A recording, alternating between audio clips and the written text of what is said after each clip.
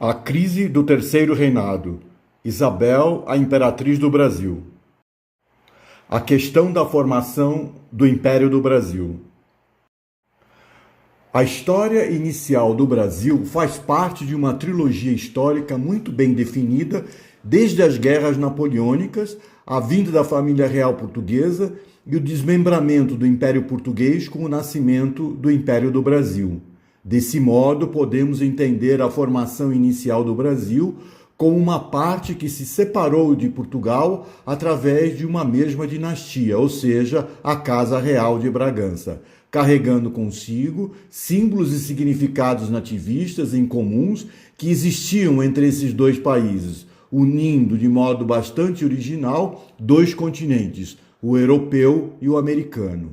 Esses fatos nos deram uma sequência narrativa histórica única, formando um conjunto consistente de acontecimentos que nos deu legitimidade, autenticidade e, antes de mais nada, fundamentos nativistas sólidos, passando uma imagem de independência nacional que ia muito além do ato de separação política arquitetada por Dom Pedro I, para se tornar uma marca em nosso destino como nação, que tão bem Dom Pedro II representou em sua época como um império e um país em formação.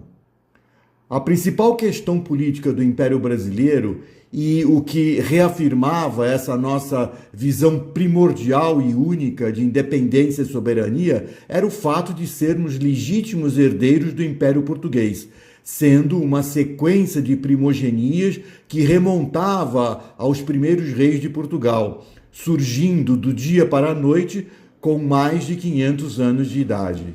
Nascemos um Estado e um império único no continente americano, com ligações políticas importantes através de várias casas reais europeias. E durante quase todo o século XIX, éramos vistos como parte triunfante sobre Napoleão e suas guerras de dominação sobre a Europa. Na Europa do século XIX, Dom Pedro II, como imperador do Brasil, era visto como herdeiro legítimo da obra de seu avô, Dom João VI, o qual recriara no continente americano o Império Português que havia ludibriado Napoleão, reafirmando os valores de pátria, Deus e família, assim como um freio aos ideais republicanos tanto da Revolução Francesa de 1789 quanto da Revolução Norte-Americana de 1776. O Império do Brasil era parte integrante e legítima da história europeia do século XIX e caso único nas Américas. A geopolítica do Império do Brasil, do Orinoco ao Rio da Prata. Como parte integrante da história das guerras napoleônicas, o Império Brasileiro dava continuidade à geopolítica do Império Português no continente americano como símbolo da soberania ibérica que desde 1500 vinha contendo essa gente entre a foz do Orinoco, do Amazonas e do Rio da Prata. Durante 60 anos, Portugal e Espanha estiveram sobre a mesma coroa e suas fronteiras tornaram-se fluídas, assim como não se viam como inimigos, mas tinham planos comuns de defesa, os quais, por terra ou pela costa brasileira, impediam a penetração de outros países. Do ponto de vista econômico, embora tivéssemos nascido como um Estado forte, nossa economia era frágil e levou muito tempo para se entender bem a ocupação e o desenvolvimento econômico do Brasil. Os engenhos de açúcar eram decadentes e improdutivos, conseguindo alguma sobrevida através da escravidão, o câncer do século XIX.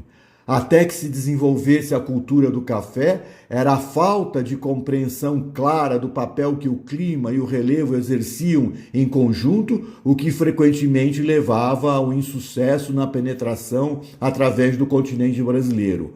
Ora não entendendo bem o clima, ora não compreendendo bem o papel desempenhado pelo relevo acidentado, com mata cerrada, fechada e embrenhada. Herdamos o contexto geopolítico ibérico e não víamos nossos vizinhos como inimigos, e todas as questões de fronteiras eram resolvidas diplomaticamente, exceto pela Guerra do Paraguai, quando Solano Lopes investe não apenas contra o Brasil, mas também contra Uruguai e Argentina, causando surpresa e espanto geral. O Império teve que lançar mão de vastos empréstimos, os quais não podia pagar, com o Reino Unido, e isso foi feito através do prestígio pessoal de Dom Pedro II e de suas relações dinásticas europeias, o que mobilizou a nação para criar um exército permanente que não existia, para vencermos esse tremendo desafio. As questões da geopolítica do Império Brasileiro eram suas relações dinásticas com o Reino Unido e marcavam nossas relações econômicas ainda incipientes com o continente europeu do século XIX. A Corte Imperial do Rio de Janeiro. A Corte Imperial do Rio de Janeiro era onde reinava, propriamente dito, Dom Pedro II. Em um país de talvez uns 9 milhões de habitantes na época, sua capital talvez tivesse umas 700 mil pessoas. E o controle que Dom Pedro II exercia sobre essa região do município neutro da corte expandia-se por todo o Brasil de forma inquestionável. Nascido para governar o Brasil, Dom Pedro de Alcântara exercia seu poder monárquico de forma parcimoniosa, antes de mais nada como pai fundador do país, exercendo um papel junto às incipientes elites culturais da época, tais como para editores de jornais, acadêmicos e intelectuais.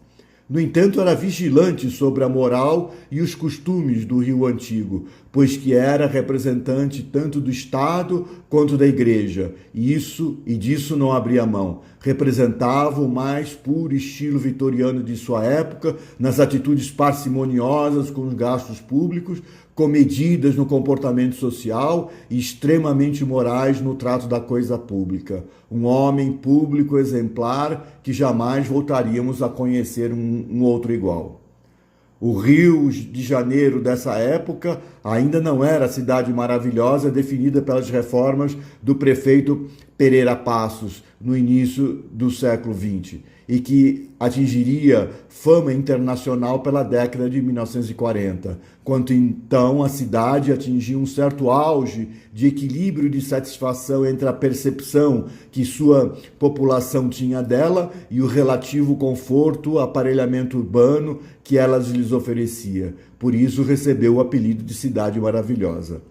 Na corte de Dom Pedro II, tudo estava ainda para se fazer. Ruas a serem calçadas, pântanos a serem drenados e terrenos aterrados a ganharem espaço contra o mar. No entanto, a questão do comportamento social era rigidamente definida pelos padrões morais do Palácio Imperial de São Cristóvão. Dormia-se cedo e acordava-se cedo. Tudo muito simples, bem arrumado, extremamente sóbrio, com formalismos e rígidas regras de etiquetas, como nas melhores casas reais da Europa. Agora, Dom Pedro II sabia como ninguém levar as insígnias imperiais, ora exigindo pompa e circunstâncias, ora recebendo o rei Ubá em audiência especial, reverenciando um ancestral rei africano trazido injustamente escravo para o Rio.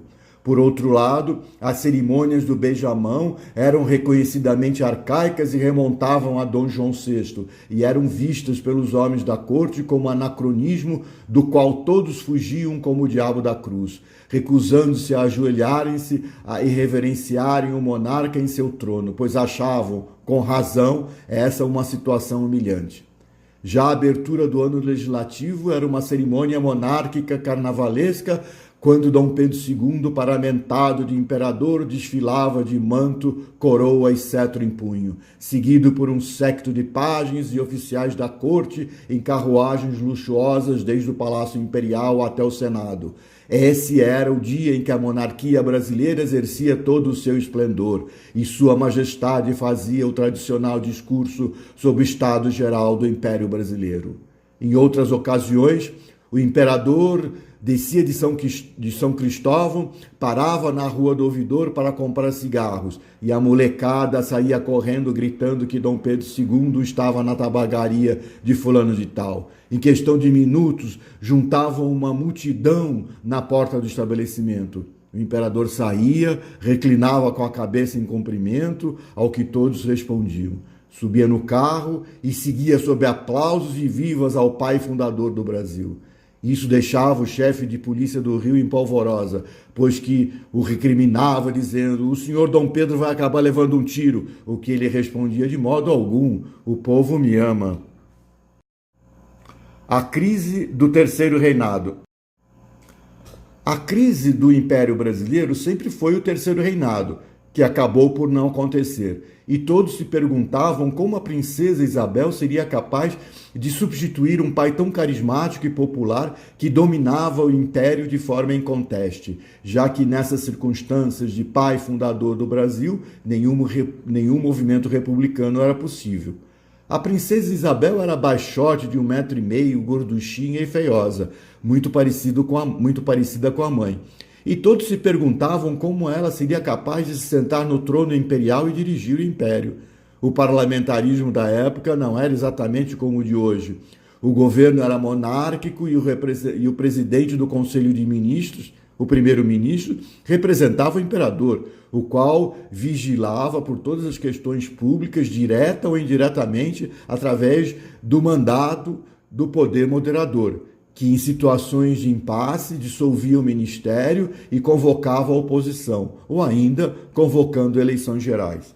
Com o tempo, Dom Pedro II foi se ausentando em prol das regências da princesa.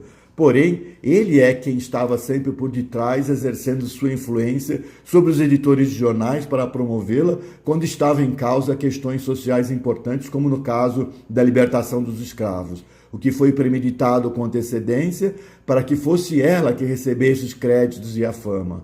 O Conde D era um ponto contencioso na crise da monarquia brasileira, já que tinha ambições imperiais, manobrando no Senado para que o declarassem príncipe imperial, abrindo as portas para se tornar imperador do Brasil. Dom Pedro abortava essas iniciativas, deixando claro que a herdeira da Casa Imperial Brasileira era a princesa Isabel. Como um príncipe europeu do estilo prussiano, D representava uma ameaça à monarquia populista de Dom Pedro, que frequentemente dizia: ao deixar o império nas mãos do conde, e ambos desaparecem em questão de horas. Às vezes essas intrigas iam mais além, quando a imprensa disseminava a fama de avarento do conde, que era dono de um dos maiores cabeças de porco do Rio de Janeiro, ao que ele retrucava: tenho que me preocupar com as minhas finanças, não sei o que pode acontecer amanhã. E essas afirmações acabariam proféticas. A questão do Terceiro Reinado, então, era de como uma mulher se sentaria no trono imperial brasileiro, formaria e dissolveria governos e ministérios e ainda nomearia bispos, definiria os rumos da Igreja Católica, além de presidir julgamentos em cortes militares. Seu marido ambicioso não ajudava muito a sua causa. Falando um português arrastado, era da percepção de todos que seria ele quem de fato governaria, já que a princesa era uma mulher do século XIX, educada para obedecer ao pai e o marido, e isso era mal visto por forças nacionais. Na corte do Rio de Janeiro, os militares favoreciam o Conde D, a quem viam como um governante com energia. Já para a ala intelectual, ele era um intruso, que não se conformava com o papel discreto de um príncipe consorte. Nessa intriga, a balança sempre favorecia Dom Pedro II, que, ao menor sinal de excessos do conde, lançava a imprensa toda contra ele. Sob seu ponto de vista, a herdeira do trono era sua filha, e quem de fato de direito governaria o Brasil, como já vinha fazendo com sucesso através de várias regências, quando ele se ausentava de propósito para promovê-la politicamente. Quando finalmente Dom Pedro II morre em Paris, a família reunida no saguão do hotel beija as mãos da princesa, reconhecendo-a como chefe da Casa Real Brasileira de Bragança, agora sob o título de Dona Isabel, a Imperatriz do Brasil.